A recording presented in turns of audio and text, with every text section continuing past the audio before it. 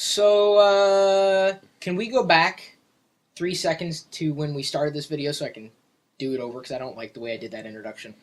So, just this past week, it was announced that time travel is not possible. But how do they know?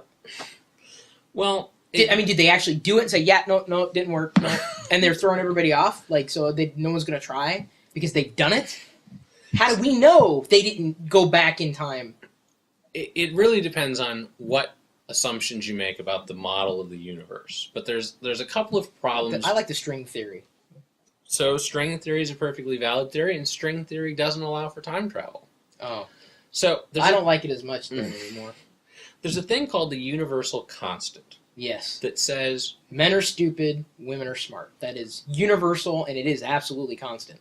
This is true, but even more true, you don't exist. That I believe. So, in order for the universe to work, there has to be an equal amount of antimatter and matter, because we have to not exist. Because if we existed, we would have had to been made, and we would have to come from something, and the universe wouldn't balance out. So, knowing that we don't exist, you start from that, and you say the amount of matter in the entire universe has to be 0 at all times. If you were to time travel, your matter from now would exist in the past, and the amount of matter in the universe would have gone up by the amount of matter that you moved back in time. So something like Time Cop. Remember the movie Time Cop? And they couldn't. The matter could not coexist. The two pieces of matter could coexist, but they couldn't be occupying the same space. Right. So, or they went like they melted. You remember that? Mm-hmm. So that was a relatively old theory that supposedly we've now quote unquote proven that Time Cop could not exist. Right. Could we rewind time to make sure that it was never filmed? I don't think so. Not with string theory or this new theory. No. That's closer to string theory, or no, so it's really just that they have come up with a proof that says that the amount of matter in the universe has to always be nothing. But wait a minute. Doesn't there have to be something to be nothing?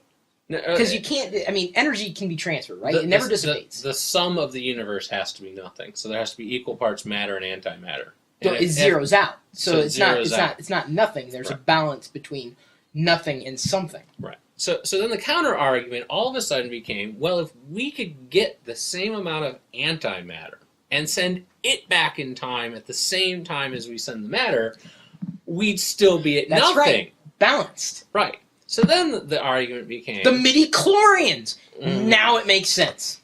So then the argument became much simpler. Oh yeah, much simpler, because that was just so... If you were to travel back in time, wherever you aimed wouldn't be where you were at. Think about how fast are you moving right now? Oh, however fast the Earth is spinning. So the Earth is spinning at 25,000 miles per hour on the surface. Right.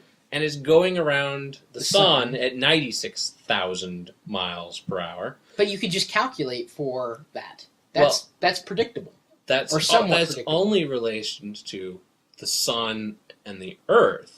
Now you've got to think in terms of the center of the galaxy. And potentially the universe. And the center of the universe. Okay, but that's still predictable.